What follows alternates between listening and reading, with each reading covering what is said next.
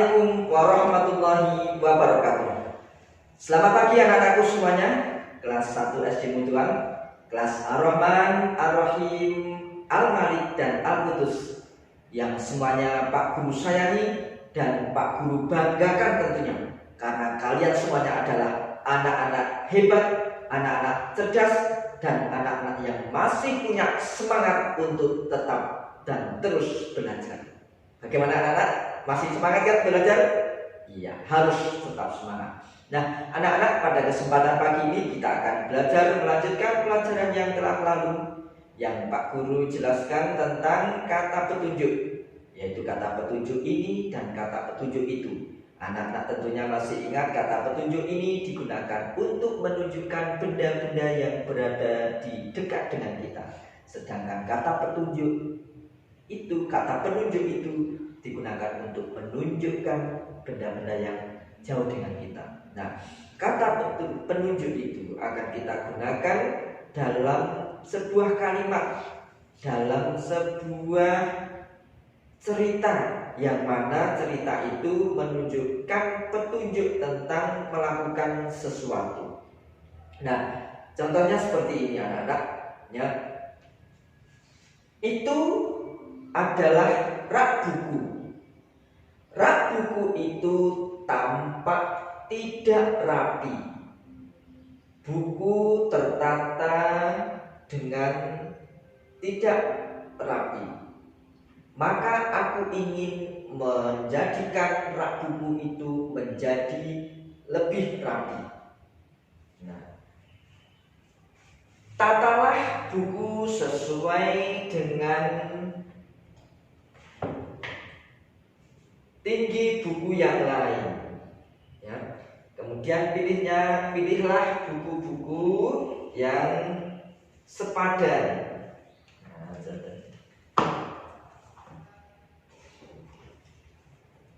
letakkan buku ke dalam raknya.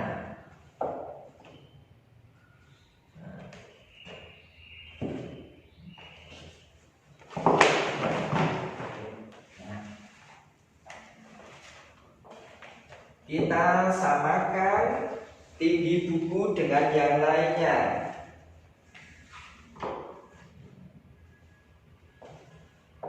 Nah, akhirnya rak buku menjadi tampak lebih rapi.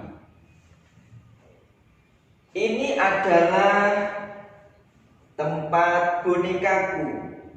Bonekaku berserakan, kelihatan tidak rapi. Aku ingin merapikan boneka-bonekaku. Bonekaku ada yang tidur, ada yang berdiri, maka akan aku rapikan. Tatalah boneka serapi mungkin. Ya. Letakkan boneka sesuai dengan posisinya. Berdirikan boneka itu sehingga akan menjadi tampak lebih rapi. Sekarang bonekaku terlihat sangat rapi. Nah, di dalam kalimat-kalimat yang Pak Guru ucapkan tadi, ada kalimat-kalimat yang berisi petunjuk, yaitu petunjuk untuk merapikan buku dan juga kalimat petunjuk untuk merapikan boneka. Nah, seperti itulah penggunaan kalimat petunjuk dalam kita melakukan sesuatu. Untuk melakukan sesuatu, sebagai contoh saja, kita akan melakukan membersihkan lantai, misalkan. Nah, maka kalimat petunjuknya bagaimana? Sapulah lantai dengan sapu ijuk sampai bersih. Kemudian ambillah ember yang berisi air yang dicampur dengan pewangi. Kemudian kita ambil lap ataupun pel. Kemudian kita pel lantai itu menggunakan air yang sudah kita sediakan hingga menjadi bersih.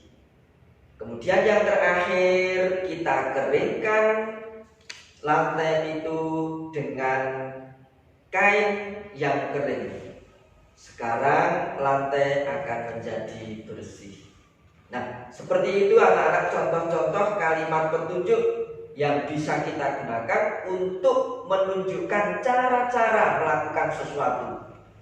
Ya, demikian juga anak-anak di rumah, misalkan mau merapikan rak buku, mau membersihkan kamar tidur, ataupun merapikan tempat tidur. Nah, cara-caranya bagaimana?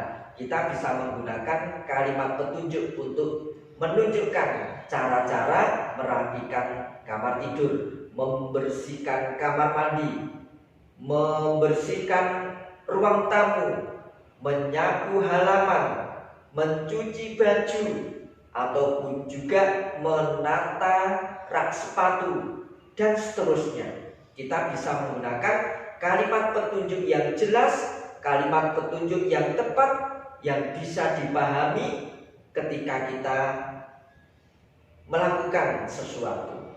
Nah, seperti itu anak-anak. Nanti anak-anak bisa mencoba di rumah untuk membuat kalimat petunjuk cara-cara melakukan sesuatu. Kalau tidak paham, bisa anak-anak minta bantuan kepada ayah dan ibu. Nah, anak-anak, demikian kiranya keterangan Pak Indro dalam pelajaran bahasa Indonesia kali ini tentang kalimat petunjuk. Anak-anak, Pak Guru cukupkan sekian, kurang lebihnya mohon maaf. Assalamualaikum warahmatullahi wabarakatuh.